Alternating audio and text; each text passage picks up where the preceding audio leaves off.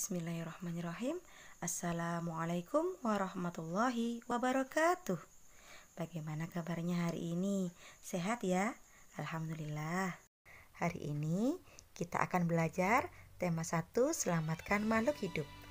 Kita memasuki tema 1 subtema 2 tentang perkembangbiakan hewan. Makhluk hidup berkembang biak untuk melestarikan jenisnya. Jadi, bagaimana ya caranya? Tahukah kamu bagaimana hewan berkembang biak? Bagaimana cara mereka punya anak? Ya, kita lihat lebih dekat lagi ya. Yuk. Perkembangbiakan hewan yang didahului oleh pembuahan atau secara generatif ada 3. Ovipar, vivipar, dan ovovivipar. Nah, ini adalah hewan yang berkembang biak dengan cara ovipar atau bertelur. Ovipar berasal dari kata ovum yang artinya telur. Dimulai dari pembuahan ovum oleh sperma yang dihasilkan oleh hewan jantan. Pembuahan dapat terjadi di dalam tubuh ataupun di luar tubuh induknya. Ciri hewan ovipar: tidak punya daun telinga, tidak punya kelenjar susu atau kelenjar mamai, dan induk tidak menyusui anaknya. Berikut contoh hewan ovipar. Perhatikan gambar-gambar ini. Adakah hewan ovipar yang berdaun telinga? Tidak ada ya? Nah, bisakah kamu menyebutkan 5 contoh hewan yang berkembang biak dengan cara bertelur? Siapkan jawabannya ya. Kalau ini namanya vivipar, hewan yang berkembang biak dengan cara melahirkan, seperti sapi, kuda, banteng. Pada proses pembuahan hewan vivipar, sel telur atau ovum dibuahi oleh sperma di dalam tubuh induknya. Pertumbuhan dan perkembangbiakan embrionya terjadi juga di dalam induknya. Nah, berikut adalah ciri-ciri hewan vivipar. Mempunyai daun telinga. Induk betina menyusui anaknya. Artinya, hewan ini memiliki kelenjar mamai atau kelenjar susu, seperti kelinci, kuda, singa, kelelawar, gajah, dan lumba-lumba. Berikutnya adalah hewan ovovivipar. Ovovivipar adalah hewan yang berkembang biak dengan cara bertelur dan beranak. Pada ovovivipar, telur berkembang pada tubuh induknya hingga menetas. Anak akan keluar dari tubuh induk seperti melahirkan. Berikut contoh ovovivipar seperti ikan pari, kadal, iguana, dan ikan hiu. Embrio ovipar tumbuh dan berkembang di luar tubuh induk. Vivipar dalam tubuh induk, ovovivipar dalam tubuh induk hingga menetas. Berdasarkan cara memperoleh makanannya, embrio ovipar memperoleh makanan dari cadangan makanan dalam telur. Embrio vivipar dari tubuh induk melalui plasenta, sedangkan ovovivipar dari cadangan makanan dalam telur. Berikut adalah contoh hewan yang berkembang biak dengan cara ovipar, vivipar, dan ovovivipar. Selain dengan cara generatif, hewan juga berkembang biak dengan cara vegetatif atau tanpa didahului pembuahan. Seperti dengan cara tunas, yaitu perkembangbiakan hewan dengan cara membentuk tunas pada tubuhnya, seperti hidra. Kemudian yang kedua adalah cara membelah diri, seperti amuba. Perhatikan gambar berikut. Satu amuba akan membelah dirinya sehingga terbelah menjadi 2 amuba. Yang ketiga adalah fragmentasi, yaitu cara berkembang biak hewan dengan cara memutuskan bagian tubuhnya, seperti pada cacing pipih dan cacing pita. Alhamdulillah, kita sudah sampai di tema 1 subtema 3, selamatkan hewan dan tumbuhan langka. Apa ya yang dimaksud dengan hewan dan tumbuhan langka? Hewan dan tumbuhan langka adalah berbagai jenis hewan dan tumbuhan yang keberadaannya sangat sulit ditemui di alam bebas atau jumlahnya sangat sedikit, bahkan mendekati punah. Mengapa bisa terjadi kelangkaan hewan dan tumbuhan ya? Ada yang tahu? Ada yang karena faktor alam dan ada yang karena faktor manusia. Faktor alam bisa terjadi karena adanya bencana alam, karena hewan dan tumbuhan sulit beradaptasi dengan lingkungan.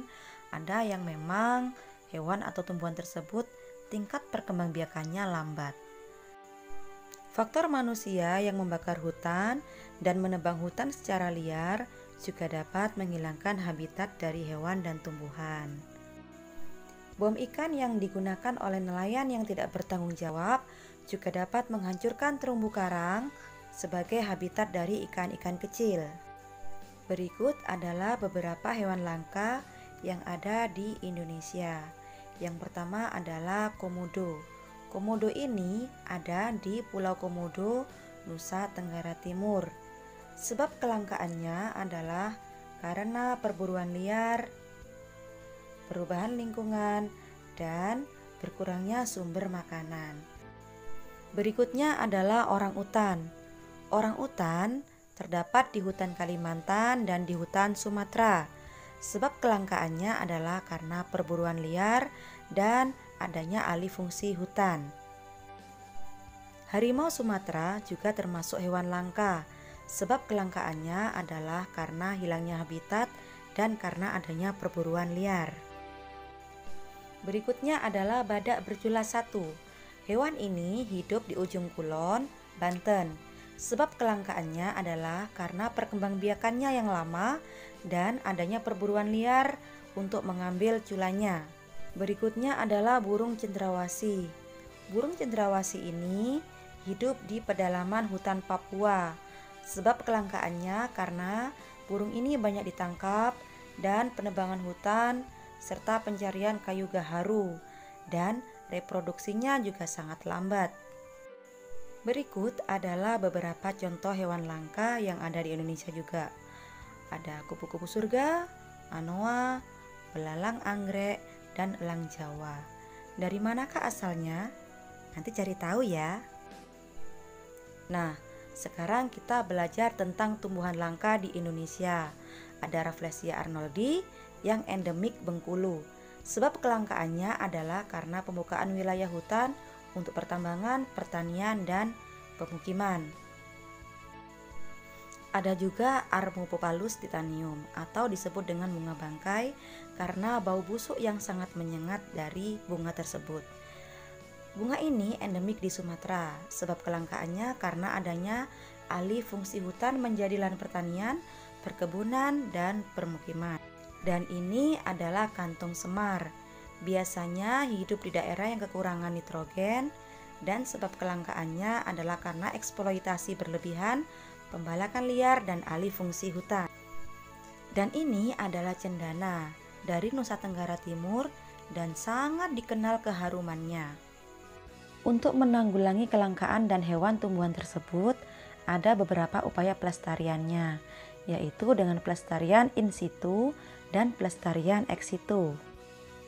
Yang termasuk pelestarian in situ diantaranya ada Suaka Marga Satwa, hutan lindung, dan taman nasional. Pelestarian ex situ ada kebun botani, taman safari, kebun binatang, dan penangkaran. Pelestarian in situ adalah pelestarian yang dilakukan di tempat asli hewan atau tumbuhan tersebut berada. Suaka Marga Satwa untuk melindungi hewan, hutan lindung untuk melindungi tumbuhan, dan taman nasional untuk melindungi keduanya. Suaka Marga Satwa. Suaka Marga Satwa Padang Sugihan untuk melindungi gajah Sumatera. Dan berikut adalah beberapa Suaka Marga Satwa yang ada di Indonesia. Suaka Marga Satwa Ujung Kulon berfungsi untuk melindungi satwa badak Jawa. Suaka Marga Satwa Baluran Jawa Timur untuk melindungi jenis banteng, harimau Jawa, rusa, dan burung merak. Ada juga Suaka Marga Satwa Tanjung Puting di Kalimantan Tengah untuk melindungi orangutan. Selanjutnya adalah Taman Nasional. Di Lumajang juga ada Taman Nasional loh. Taman Nasional Bromo Tengger Semeru. Di Indonesia banyak sekali taman nasional yang digunakan untuk melindungi hewan dan tumbuhan langka. Pelestarian ex situ adalah pelestarian yang dilakukan di luar tempat tinggal aslinya, seperti di Taman Safari, di Panangkaran, seperti rusa sambar api-api di Kalimantan Timur ini. Kebun botani, contohnya Kebun Raya Bogor atau Kebun Botani Bogor, di sini luasnya mencapai 87 hektar dan memiliki 15.000 jenis koleksi pohon dan tumbuhan. Ada yang pernah ke kebun binatang? Kebun binatang juga termasuk tempat pelestarian ex situ. Alhamdulillah, kita sudah selesai mempelajari tema 1 yang berisi perkembangbiakan tumbuhan, perkembangbiakan hewan, dan upaya pelestariannya. Masya Allah, keren sekali ya Allah menciptakan berbagai macam hewan dan tumbuhan. Semoga ilmunya bermanfaat dan jangan lupa banyak membaca ya. Ustazah akhiri, Assalamualaikum warahmatullahi wabarakatuh.